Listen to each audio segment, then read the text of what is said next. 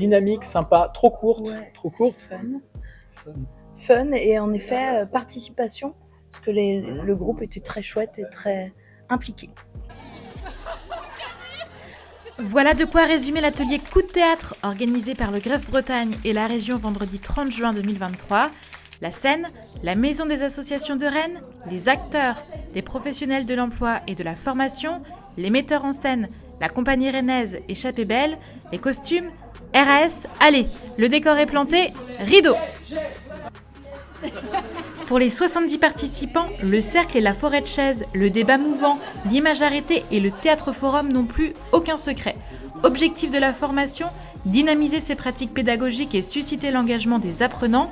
La majorité des acteurs en herbe étaient des formateurs et ils ont pu se mettre dans la peau des apprenants à l'occasion de l'atelier L'apport du théâtre en formation.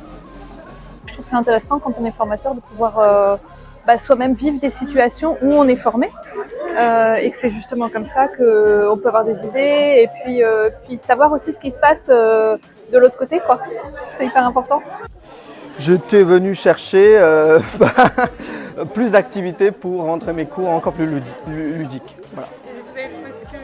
Ah mais totalement, je suis très satisfait. Pour Laure et Sidèche, être innovant en formation, c'est donc une nécessité.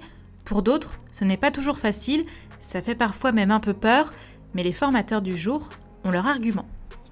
D'expérience, quand on propose une modalité décalée, il y a souvent, de la part des commanditaires ou des participants, une exigence qui est demandée sur une efficacité, le fait de ne pas laisser les personnes à la traîne de cette formation décalée, innovante, qu'on n'a pas ou qu'on a moins pour des formations plus classiques.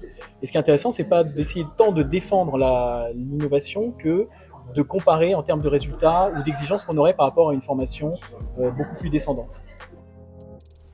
Les participants sont repartis avec des idées d'atelier plein la tête, une liste d'auteurs et de trucs et astuces. D'ailleurs, ils se voyaient déjà réutiliser les exercices lors de leur prochaine formation.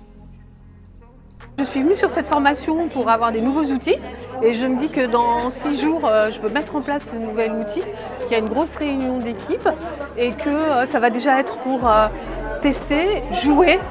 Vous avez été dit, jouer, c'est aussi pour rire et c'est aussi voir comment on peut mettre en place, par exemple, une stratégie. La toute première activité qu'on a faite du cercle des chaises, on a posé la question ceux et celles qui ont, voilà.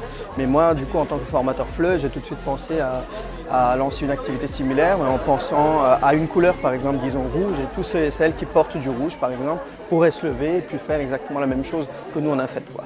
Je me dis peut-être le tout ce qui, là, je l'avais déjà vu il n'y a pas longtemps, mais je ne l'ai jamais testé, donc je me dis pourquoi pas le tester en début de formation la semaine prochaine. C'est assez simple, je ne connais pas l'équipe, donc ça peut être un bon moyen d'entrer en matière.